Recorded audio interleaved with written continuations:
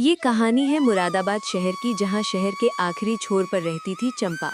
चंपा लोगों के घरों में काम करके अपना जीवन यापन किया करती थी। उसकी 5 साल की बेटी भी थी जिसका नाम था नैना। वो नैना से बहुत प्यार करती थी। मम्मी मैं स्कूल कब जाऊंगी? अरे तू क्या करेगी स्कूल जाकर? पढ़ूंगी, लिखूंगी। क्या करेगी पढ़ लिख कर? तुझसे झाड़ू लगाने को कहा था, लगा दी? मुझे स्कूल जाने दो ना, मुझे भी बाकी बच्चों की तरह पढ़ना है। नहीं नहीं, कोई जरूरत नहीं है। अरे चंपा, पास के चुंगी वाले स्कूल में नाम लिखवा देना नैना का। वो सरकार की तरफ से फ्री है, वरना अगर उन्हें पता चला कि तुम बच्ची को नहीं पढ़ा रही हो तो तुम पर कार्रवाई हो सकती है।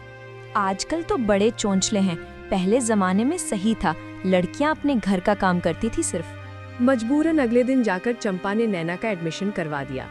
अब कल से तू स्कूल जाएगी, लेकिन एक बात याद रखना। क्या मम्मी? कभी किसी अनजान इंसान से मत बात करना। कोई अजनबी मिले और वो कोई तुझे चीज दे तो मत खाना बिल्कुल। ठीक है मम्मी, नहीं खाऊंगी। और हाँ, घर का काम ना छूटना चाहिए स्कूल के चक्कर में। नहीं छूटेगा माँ। शाम का वक्त था, सूरज ढल रहा था और चंपा अपनी छोटी सी झोपड़ी में बैठकर थी। तभी राधा फिर से आ गई। चंपा रसोई में जाती है और 2 कप चाय तैयार करती है। फिर दोनों सहेलियां चाय की प्याली लेकर चौखट पर बैठ जाती हैं और बातें करने लग जाती हैं। तो अब तो तू स्कूल वाली मम्मी बन गई है। हाँ, बहुत दिन से पीछे पड़ी थी। नैना, मेरे तो ये सब समझ में नहीं आता। हाँ वो तो है। अच्छा खैर, अब मेरा एक पुराना हिसाब तो बाकी है। क्या मतलब? याद है ना तूने मुझसे कुछ साल पहले 5,000 रुपए लिए थे, अब तक 1 रुपया ना दिया। हर बार बहाने बना देती है। राधा, तू जानती है ना मेरी हालत कैसी है। कभी नैना बीमार पड़ गई, कभी काम छूट गया। अब किसी तरह उसका एडमिशन कराया है। बस थोड़ा वक्त और दे दे, लौटा दूंगी ना तुझे। तुम हमेशा अपनी मजबूरी गिनवाती रहती हो, मेरी सुनती है कभी? मैं भी अकेली हूँ, घरों में झाड़ू पोछा करती हूँ, मेरे भी सपने हैं। माफ कर दे राधा, मैं जल्द ही तुझे सब लौटा दूंगी। मेरी बच्ची बीमार है चंपा, उसका इलाज कराना है, अब तो दे दे। हाँ हाँ, दे दूंगी। राधा तुनक कर उठती है और बिना कुछ कहे चली जाती है। फिर अगले दिन सुबह स्कूल जाते वक्त नैना कहती है, मम्मी, मेरे स्कूल में सब बच्चे रंग बिरंगे अच्छे अच्छे बैग लेकर आते हैं। मेरा थैला तो गंदा सा है, मुझे भी नया बैग चाहिए। बेटा, वो तो बहुत महंगे होते हैं, जब पैसे होंगे तो दिला दूंगी। परवर कुछ नहीं, चुपचाप स्कूल जो। नैना उदास होकर स्कूल जाती है, लेकिन उस दिन स्कूल के बाहर एक लंबा काला कोट पहने एक आदमी खड़ा होता है। अरे बिटिया सुनो। कौन हो आप? मैं कौन हूँ ये जरूरी नहीं, पर मैं रोज देखता हूँ कि तुम रोज ये थैला लेकर आती हो। क्या तुम्हें बैग नहीं पसंद? नैना को मम्मी की बात याद आती है, कभी किसी अजनबी से मत बात करना, और वो जाने लगती है। अच्छा, अगर मैं तुम्हें एक नया बैग दिला दूं, बिल्कुल वैसा जैसे तुम्हारे स्कूल के बाकी बच्चों के पास है? सच्ची? हाँ बिटिया, चलो पास की दुकान तक चलते हैं। नैना उस अजनबी के साथ चल पड़ती है और जाकर बैग ले लेती है। कैसा लगा? बहुत अच्छा, अब मैं सबकी तरह बैग लेकर जाऊंगी, मजा आएगा। हाँ बच्चे, चलो अब जाओ। नैना वहाँ से स्कूल चली गई और फिर जब शाम ढली तो नैना स्कूल से लौटकर घर में दाखिल हुई। उसके हाथ में रंग बिरंगा चमचमाता नया बैग था। जैसे ही चंपा की नजर उस बैग पर पड़ी, उसकी आंखें हैरानी से फैल गईं। ये बैग नैना तुझे कहाँ से मिला? स्कूल के बाहर एक अंकल मिले थे, उन्होंने दिला दिया। क्या, एक अजनबी ने?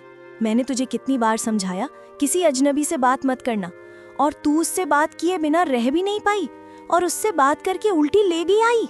मम्मी, वो बहुत अच्छे थे, बोले मैं रोज पुराना थैला लाती हूँ तो बैग दे दिया। अच्छा, अब तुझे अच्छे बुरे की समझ आ गई। कौन था वो? नाम पता कुछ बताया? नहीं मम्मी, कुछ नहीं बताया, बस दिया और चले गए। चंपा का चेहरा डर और गुस्से से दमड़ उठा, उसकी सांसें तेज हो गईं। सुन ले नैना, अगर वो आदमी दोबारा दिखे तो ये बैग ले जाकर वापस दे देना, और दोबारा उससे बात की तो देखना मैं क्या करूंगी। ठीक है मम्मी। अगले दिन नैना स्कूल गई, लेकिन वो अजनबी उसे नहीं मिला। लेकिन परसों स्कूल के बाद फिर वही लंबा काले कोट वाला आदमी स्कूल के बाहर खड़ा था। अरे बिटिया, बैग कैसा लगा? अच्छा लगा? पर मम्मी ने बोला है आपको वापस देना। अरे बैग बाद में ले लूंगा, पहले ये बताओ आइसक्रीम खाओगी? नैना की आंखें चमक उठी। आइसक्रीम जो उसने कभी खाई ही नहीं थी। लालच ने मासूमियत पर जीत पा ली। हाँ, अजनबी उसे पास की दुकान पर ले गया, सबसे बड़ी चॉकलेट आइसक्रीम दिलाई। नैना तो जैसे किसी सपने में थी। वो खुशी से उछलती रही और बैग वापस देने की बात भूल गई। चलो अब घर जाओ, मैं फिर मिलूंगा। अच्छा अंकल, आपका नाम क्या है? तुम मुझे अजनबी अंकल कह सकती हो, ठीक है? ठीक है अजनबी अंकल, बाय बाय। घर आकर नैना ने सब उगल दिया। मम्मी आज मैंने आइसक्रीम खाई। क्या?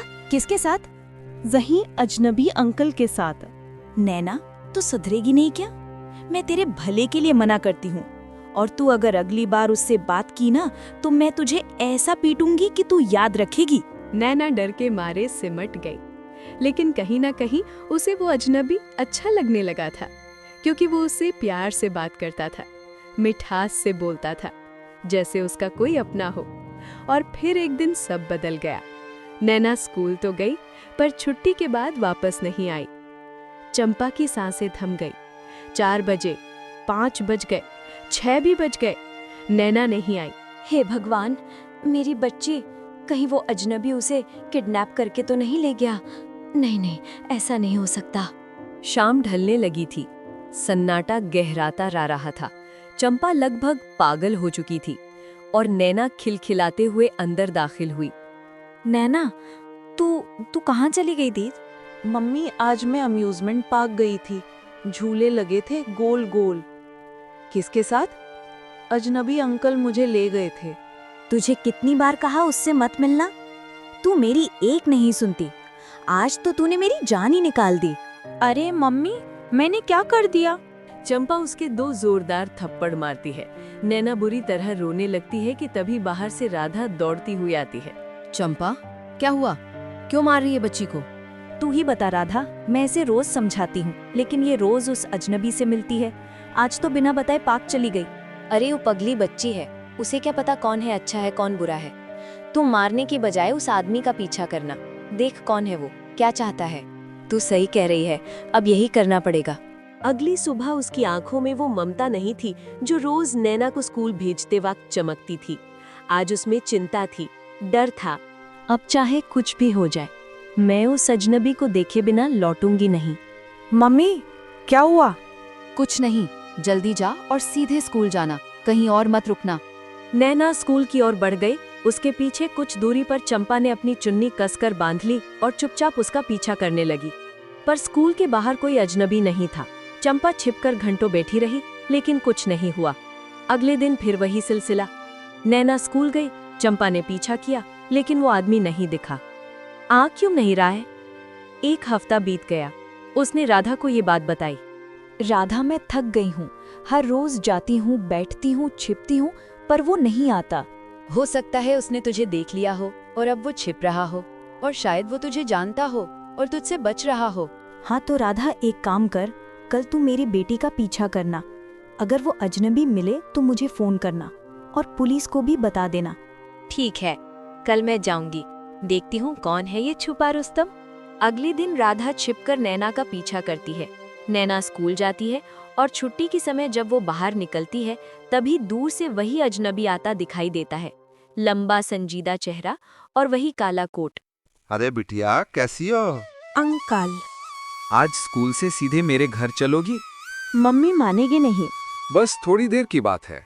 झूले हैं, चॉकलेट है और हाँ, आइसक्रीम भी।